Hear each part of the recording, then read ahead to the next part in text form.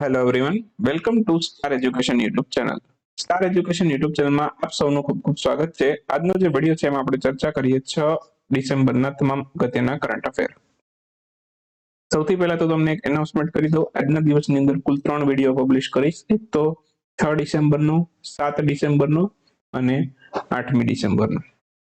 કુલ આજના દિવસની અંદર 3 વિડીયો આવશે, બરાબર. અને 8મી ડિસેમ્બરનો વિડીયો છે થોડોક રાતે લેટ આવશે, બરાબર. 6 અને 7 ડિસેમ્બરનો વિડીયો છે હું તમને મોર્નિંગમાં આપી દઉં છું, અને 8મી ડિસેમ્બરનો પોસિબલ હશે તો નાઇટ સુધીમાં છે તમને પબ્લિશ કરી આપીશ, બરાબર. તો શરૂ કરીએ આજનો વિડીયો. સૌથી પહેલો ક્વેશ્ચન આજના વિડીયોમાં, હાલમાં જ ધમદીપ ઇન્ટરનેશનલ બૌદ્ધ યુનિવર્સિટી માટે શિલાન્યાસ કયા રાજ્યમાં કરવામાં આવેલો છે? ધમદીપ ઇન્ટરનેશનલ બૌદ્ધ યુનિવર્સિટી તપાસે આપણા ભારતની અંદર, અને એ ત્રિપુરા રાજ્યમાં તપાસે, તો આપણો આન્સર થશે ઓપ્શન સી, ત્રિપુરા. હાલમાં જ ધમદીપ ઇન્ટરનેશનલ બૌદ્ધ યુનિવર્સિટી છે એના માટે હાલમાં જ શિલાન્યાસ કરવામાં આવેલો છે, ઓકે, 29મી નવેમ્બરે. તો આ ક્યાં તપાસે તો કે ત્રિપુરા રાજ્યની અંદર તપાસે, બરાબર. અને બાકી વાત કરું તો બૌદ્ધ ધર્મ છે આશરે 2600 વર્ષ જૂનો છે, ઓકે. બૌદ્ધ ધર્મના ગ્રંથોની પણ વાત કરી દઉં તો 3 ખાસ અગત્યના છે, બરાબર. વિનય પીટક, સુક્ત પીટક અને અભિધમ પીટક. આ ત્રિપીટકની અંદર છે, બરાબર, બૌદ્ધ ધર્મના 3 ગ્રંથોનો સમાવેશ થાય છે, જેમાં સુક્ત પીટક, વિનય પીટક અને અભિધમ પીટક, આ 3 ગ્રંથોનો સમાવેશ આની અંદર થાય છે, એક જ ગ્રંથની અંદર, બરાબર. બાકી વાત કરું તો બૌદ્ધ ધર્મની અમુક સભાઓ છે. પહેલી સભા ક્યારે થઈ હતી, કયા રાજાના સમયમાં થઈ હતી, એવા બધા પ્રશ્ન ઘણી વખત પૂછે છે, બરાબર. તો એ પણ જોઈ લઈએ. સૌથી પહેલી જે થઈ હતી, બરાબર, એ ઈસવીસન પૂર્વે 483માં થઈ હતી, બરાબર. અને સ્થળ હતું રાજગૃહ, ઓકે. અને એ વખતે જે અધ્યક્ષ હતા કોણ હતા? મહાકશ્યપ હતા, બરાબર. અને રાજા કોણ હતો તો કે અજાતશત્રુ. બીજી જે બૌદ્ધ સભા થઈ હતી, બરાબર, એ ઈસવીસન પૂર્વે 383માં થઈ હતી, બરાબર. એ વખતે અધ્યક્ષ હતા સભાકામી, અને ક્યાં થઈ હતી તો કે વૈશાલીમાં. ત્યારે રાજા કોણ હતા તો કે કાલાશોક. ત્રીજી જે બૌદ્ધ સભા હતી, બરાબર, એ ઈસવીસન પૂર્વે 250માં થયેલી, બરાબર. એ વખતે મોગલીપુત્ર છે, બરાબર, એ અધ્યક્ષ હતા. અને કઈ જગ્યાએ થઈ હતી આ સભા તો કે પાટલીપુત્રમાં. અને પાટલીપુત્રમાં થઈ હતી એ વખતે રાજા કોણ હતું તો કે અશોક, બરાબર. જે સમ્રાટ અશોકનું તમે મૌર્ય યુગનું સાંભળેલું, એમના સમયમાં ત્રીજી બૌદ્ધ સભા થયેલી. તો પ્રશ્ન પૂછે કે અજાતશત્રુના સમયમાં કઈ બૌદ્ધ સભા થયેલી, તો પહેલી. અને સમ્રાટ અશોકના સમયમાં કઈ થયેલી તો કે ત્રીજી. આવી રીતના પ્રશ્ન પૂછે, બરાબર. ચોથી અને અંતિમ થઈ હતી રાજા કનિષ્કના સમયમાં, બરાબર. એ વખતે અધ્યક્ષ હતા વસુમિત્ર. ઈસવીસન 72માં થઈ હતી, અને ક્યાં થઈ હતી? કાશ્મીરની અંદર થઈ હતી. શ્રીનગર પણ ઘણી વખત ઓપ્શનમાં આપે, કાશ્મીર ના હોય તો શ્રીનગર ઉપર ધ્યાન રાખવું, બરાબર. અને બાકી જે પ્રાચીન નામ છે કદાચ એ પણ આપી દે ઓપ્શનમાં, કુંડલવન, તો એ પણ ધ્યાન રાખવું. જે પણ આપે એના ઉપર ફોકસ કરવાનું. ચલો નેક્સ્ટ ક્વેશ્ચન છે, UNESCO Asia Pacific award four cultural heritage conservation 2022, એમાં ભારતના કુલ કેટલા સ્થળોને સન્માનિત કરવામાં આવેલા, અથવા તો કેટલા સ્થળોને આ એવોર્ડ મળેલો? તો ભારતના કુલ 4 શહેરોને મળેલો. ઓપ્શન ડી અહીંયા આપણો આન્સર થશે. હાલમાં જે છે આ પુરસ્કાર છે ભારતના કુલ 4 શહેરોને આપવામાં આવેલો છે, અને આ 4 શહેરોની અંદર છે ભારતના કુલ 4 શહેરોને આ પુરસ્કાર મળેલો છે. તો એની અંદર છે, બરાબર, કેનો કેનો સમાવેશ થાય છે? સૌથી પહેલા તો આ જે પુરસ્કાર છે, બરાબર, એ કુલ કેટલા દેશો વચ્ચે આ કોમ્પિટિશન રાખવામાં આવી હતી, અથવા તો કેટલા દેશોના હેરિટેજ સ્થળો છે એનો આમાં સમાવેશ કરેલો હતો. તો કુલ 6 દેશોનો આની અંદર સમાવેશ થયો હતો: અફઘાનિસ્તાન, ચીન, ભારત, ઈરાન, નેપાળ અને થાઈલેન્ડ.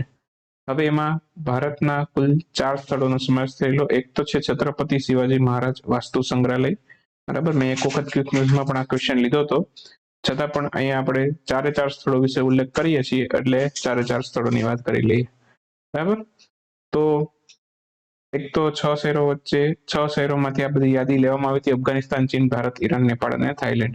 એમાંથી ભારતના કુલ 4 સ્થળો પસંદગી પામેલા: છત્રપતિ શિવાજી મહારાજ વાસ્તુ સંગ્રહાલય, સ્ટેપવેલ ઓફ ગોલકોન્ડા જે હૈદરાબાદમાં આવેલું છે, ડોમાકોન્ડા ફોર્ટ જે તેલંગાણામાં આવેલું છે, અને ભાઈખલા સ્ટેશન જે મુંબઈમાં આવેલું છે. તો મુંબઈમાં કુલ 2 તો મુંબઈના જ છે, એક હૈદરાબાદ તેલંગાણાનું છે, બરાબર, અને એક ડોમાકોટા ફોર્ટ એ પણ તેલંગાણાનું છે. તો 2 તેલંગાણાના, 2 મહારાષ્ટ્રના, એવી રીતે કુલ 4 ભારતના શહેરો છે. આમાં 4 સ્થળો છે જે પસંદગી પામેલા છે.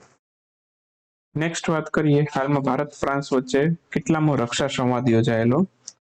ડિફેન્સ સ્ટોક પણ કહી શકીએ, રક્ષા સંવાદ પણ કહી શકીએ, સંરક્ષણ સંવાદ પણ કહી શકીએ. જે રીતે પ્રશ્નમાં આપે એ રીતે ધ્યાન રાખવું. બરાબર. તો ભારત ફ્રાન્સ વચ્ચે અત્યારે ચોથો હતો. બરાબર. તો ભારત અને ફ્રાન્સ વચ્ચે કુલ ચોથો રક્ષા સંવાદ હતો, જેનું આયોજન હમણાં જ થયેલું છે. બરાબર. તો બાકી આ ચોથા રક્ષા સંવાદનું આયોજન છે ભારત અને ફ્રાન્સ વચ્ચે થયેલું. બાકી ભારત અને ફ્રાન્સ વચ્ચે કયા કયા યુદ્ધ અભ્યાસ થાય છે એ પણ ધ્યાન રાખી લઈએ. શક્તિ યુદ્ધ અભ્યાસ છે ભારત ફ્રાન્સ વચ્ચે થાય છે, વરુણ યુદ્ધ અભ્યાસ ભારત ફ્રાન્સ વચ્ચે થાય છે, અને ગરુડ યુદ્ધ અભ્યાસ. શક્તિ, વરુણ અને ગરુડ યુદ્ધ અભ્યાસ થાય છે. શક્તિ છે ભારત ફ્રાન્સની થલ સેના વચ્ચે થાય છે, વરુણ છે ભારત ફ્રાન્સની નૌસેના વચ્ચે થાય છે, અને ગરુડ છે એ વાયુસેના વચ્ચે થાય છે. હમણાં થયો તો રાજસ્થાનના જોધપુરમાં, એ પણ યાદ રાખવાનું છે. બરાબર. બાકી ભારતે ફ્રાન્સ સાથે છે 2016માં રાફેલ ખરીદવા માટે ડીલ સાઇન કરી હતી. 36 રાફેલ જે ભારત ખરીદવાનું છે ફ્રાન્સ પાસેથી, એમાંથી 35 અત્યારે મળી ગયા છે. જુલાઈ 2022 સુધીનો ડેટા કહું છું. 35 મળી ગયા છે, એક બાકી છે. બરાબર. અને 2025 સુધીમાં ફ્રાન્સ છે જે ભારતનું શુક્ર મિશન છે એના માટે પણ સહયોગ પૂરું પાડશે. ફ્રાન્સ અને રશિયા બંને છે શુક્ર મિશન માટેનું જે સાધન છે વિરલ, આ વિરલ બનાવવા માટે મદદ કરશે. તો વિરલનું પૂરું નામ પણ છે વિનસ ઇન્ફ્રારેડ એટમોસ્ફિયર ગેસેસ એલિંકર. આ વિરલનું પૂરું નામ છે. બરાબર. તો એ પણ ધ્યાનમાં રાખશું. આમાંથી ક્વેશ્ચન તમારી પરીક્ષામાં આવી શકે એમ છે. બરાબર. તો ધ્યાન રાખજો. નેક્સ્ટ વાત કરીએ, આંતરરાષ્ટ્રીય ચિત્તા દિવસ. આની ઉજવણી ક્યારે કરવામાં આવી? બરાબર. હાલમાં જ આપણે 8 ચિત્તા લઈ આવ્યા નામીબિયામાંથી. બરાબર. તો 8 ચિત્તા છે. બરાબર. નામીબિયામાંથી આપણે લાવેલા છે, અને હવે અત્યારે આંતરરાષ્ટ્રીય ચિત્તા દિવસ ઉજવાયેલો છે, તો આપણા માટે બહુ જ મહત્વનો છે. ઓકે. પ્રશ્ન આંતરરાષ્ટ્રીય ચિત્તા દિવસમાંથી પણ પૂછી શકે તમને. ક્યારે ઉજવાયેલો? તો કે 4 ડિસેમ્બરે. તો હાલમાં 4 ડિસેમ્બરના રોજ છે આંતરરાષ્ટ્રીય ચિત્તા દિવસની ઉજવણી કરવામાં આવેલી. બરાબર. 4 ડિસેમ્બરે વન્યજીવ સંરક્ષણ દિવસ પણ હતો. બરાબર. અને આ બંને દિવસની ઉજવણી કોણે કરી? તો કે નેશનલ ઝૂઓલોજીકલ પાર્કે. ઓકે. નેશનલ ઝૂઓલોજીકલ પાર્ક અને સેન્ટ્રલ ઝૂ ઓથોરિટી આ બંને દ્વારા મળીને આંતરરાષ્ટ્રીય ચિત્તા દિવસની ઉજવણી થઈ હતી. બાકી નેશનલ ઝૂઓલોજીકલ પાર્કે વન્યજીવ સંરક્ષણ દિવસ પણ ઉજવેલો હતો. ઓકે. અને બાકી મધ્યપ્રદેશના કુનો નેશનલ પાર્ક છે, એમાં આપણે નામીબિયાથી 8 ચિત્તા લાવ્યા છીએ. તો એ પણ આપણે યાદ રાખવાનું છે. બિહાર રાજ્યનો સૌપ્રથમ પેપરલેસ ઈ ઓફિસ ધરાવતો જિલ્લો કયો બન્યો છે? બિહારનો સૌથી પહેલો છે પેપરલેસ ઈ ઓફિસ ધરાવતો જિલ્લો. આ જિલ્લાનું નામ છે સહરસા. સહરસા જિલ્લો છે બિહારનો, જે સૌથી પહેલો પેપરલેસ જિલ્લો બન્યો છે. સૌથી પહેલું પેપરલેસ હાઈકોર્ટ છે તો એ કેરળની છે. સૌથી પહેલી પેપરલેસ વિધાનસભા પૂછે તો એ નાગાલેન્ડની છે. બરાબર. બાકી કેરળનું ઇડુકી છે. બરાબર. એ 2012માં, અને હૈદરાબાદ છે 2016ની અંદર છે પેપરલેસ બન્યું હતું. કેરળનું ઇડુકી 2012માં પેપરલેસ બનેલું, અને હૈદરાબાદ છે 2016માં પેપરલેસ બનેલું. બરાબર. તો આટલા અગત્યના પોઈન્ટ આપણે આમાંથી યાદ રાખીશું. 66માં મહાપરિનિર્વાણ દિવસ ક્યારે ઉજવવામાં આવેલો? તો મહાપરિનિર્વાણ છે, બરાબર, એ ભીમરાવ આંબેડકર છે, એમની પુણ્યતિથિને આપણે મહાપરિનિર્વાણ તરીકે ઉજવીએ છીએ. 5 ડિસેમ્બરે ઉજવાયેલું. ઓપ્શન બી અહીંયા આપણો આન્સર થશે. 5 ડિસેમ્બરે હતું મહાપરિનિર્વાણ દિવસ. બરાબર. તો ડોક્ટર ભીમરાવ આંબેડકર છે, એમની પુણ્યતિથિને આપણે મહાપરિનિર્વાણ તરીકે ઉજવીએ છીએ. ઓકે. જ્યારે કોઈ વ્યક્તિનું મૃત્યુ થાય, આત્મા મોક્ષની પ્રાપ્તિ કરે, બરાબર, તો એને બૌદ્ધ ધર્મની અંદર છે મહાપરિનિર્વાણ કહેવાય છે. તો ભીમરાવ આંબેડકરની પુણ્યતિથિને પણ આપણે મહાપરિનિર્વાણ તરીકે ઉજવીએ છીએ. એમની જે સમાધિ છે એને આપણે ચૈત્યભૂમિ તરીકે ઉજવીએ છીએ, ચૈત્યભૂમિ તરીકે ઓળખીએ છીએ. બરાબર. અને બાકી વાત કરું તો એમણે બૌદ્ધ ધર્મનો અંગીકાર ક્યારે કરેલો? બૌદ્ધ ધર્મના વ્યક્તિ હતા. બરાબર. એમણે બૌદ્ધ ધર્મનો અંગીકાર કરેલો 14મી ઓક્ટોબર 1956ના રોજ મહારાષ્ટ્રના નાગપુર ખાતેથી. ઓકે. એમનું અવસાન થયેલું 6 ડિસેમ્બરના રોજ. તો 6 ડિસેમ્બર 1956ના રોજ તેમનું અવસાન થયેલું. તો એની યાદમાં આપણે મહાપરિનિર્વાણ દિવસ ઉજવીએ છીએ. મહાપરિનિર્વાણ સ્થળ દિલ્હીમાં છે. ચૈત્યભૂમિ મહારાષ્ટ્રના મુંબઈમાં છે. બરાબર. તો એટલું આપણે યાદ રાખીશું. હવે વાત કરી લઈએ ક્વિક ન્યૂઝની. ક્વિક ન્યૂઝમાં સૌથી પહેલો ક્વેશ્ચન આજના વિડીયોમાં. હાલમાં જ વર્ષ 2019, 20 અને 21 માટે સંગીત નાટ્ય અકાદમી ફેલોશિપ છે જાહેર કરવામાં આવેલી છે. બરાબર. તો કેટલા રૂપિયા ફેલોશિપ આપવામાં આવે છે? તો કુલ 3 લાખ રૂપિયાની ફેલોશિપ મળે છે. તો એ પણ યાદ રાખીશું. સંગીત નાટક અકાદમી ફેલોશિપ છે કેટલી મળે? તો કે 3 લાખ રૂપિયા. આવી જ રીતે 19, 20 અને 21 માટે સંગીત નાટક એકેડમી પુરસ્કાર જાહેર કરવામાં આવેલા. તો કેટલા રૂપિયાનો રોકડ પુરસ્કાર મળે છે આના અંતર્ગત? તો 1,00,000 રૂપિયાનો રોકડ પુરસ્કાર મળે છે. બરાબર. આમાં કેટલાને મળેલો એ યાદ રાખવાની જરૂર નથી, કેમ કે 100 થી વધુ વ્યક્તિને મળેલો છે. બરાબર. તો એ 100 વ્યક્તિના નામ યાદ રાખવાની કશી જરૂર નથી, અને એવા ક્વેશ્ચન રેર કેસમાં આવે. કદાચ પૂછે તો એવું પૂછે કે કેટલો રોકડ પુરસ્કાર મળે. બરાબર, એ ધ્યાન રાખશો. હાલમાં જાહેર થયેલા એક રિપોર્ટ પ્રમાણે ભારતમાં વર્ષ 2021માં કયા કયા વાવાઝોડા આવેલા છે? તો વર્ષ 2021માં કુલ 5 વાવાઝોડા ભારતમાં આવેલા છે. એક સંયુક્ત રાષ્ટ્રનો જે એક રિપોર્ટ છે જેની અંદર આ બધી માહિતી આપેલી છે. ભારતની અંદર છે જે કુદરતી આફતો છે એના કારણે બીજા ક્રમે સૌથી વધુ નુકસાન થયેલું છે. સૌથી પહેલા ક્રમે ચીનમાં થયેલું છે. ભારતની બીજા ક્રમે સૌથી વધુ નુકસાન થયેલું તો ભારતની અંદર આવેલા વાવાઝોડા આપણે યાદ રાખવા પડે. આ રિપોર્ટમાં જે વાવાઝોડાનો ઉલ્લેખ કરેલો છે એ વાવાઝોડાનું નામ યાદ રાખશું. તાઉતે નામનું એક વાવાઝોડું હતું.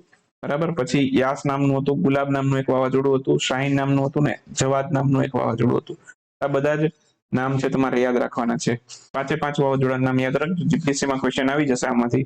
બરાબર. જે ફક્ત 1, 2, 3 વાળા ક્વેશ્ચન છે એ પણ આ 5 વાવાઝોડામાંથી નીકળી જાય. બરાબર. તો ખાલી તમારે 5 વાવાઝોડાના નામ યાદ રાખવાના છે, અહીંથી તમારે ક્વેશ્ચન જીપીએસસી માટે પણ થઈ જાય.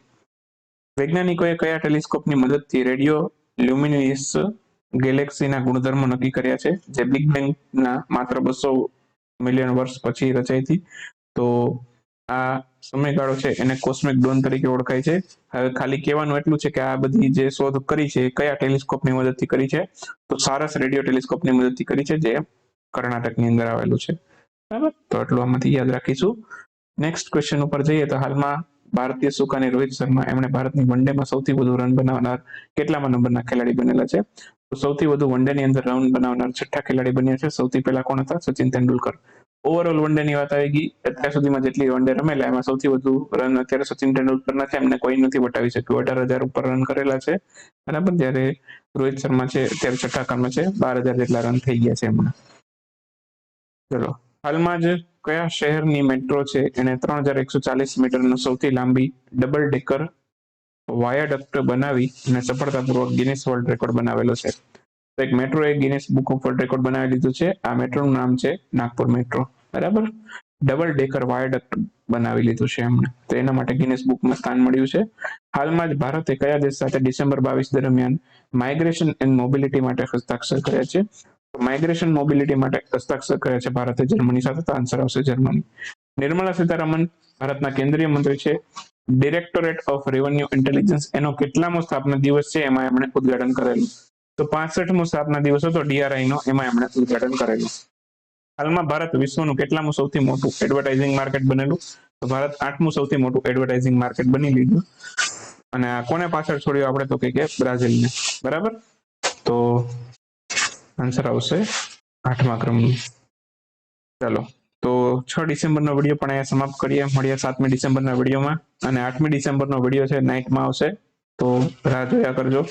અને આજના દિવસમાં કુલ 3 વિડીયો આવશે, તો શાંતિથી અભ્યાસ કરો 3 વિડીયોનો. બરાબર. મળીએ નેક્સ્ટ વિડીયોમાં. ત્યાં સુધી રજા લઈએ. આવજો. Bye bye. Good night. શુભરાત્રી. Thank you for watching star education.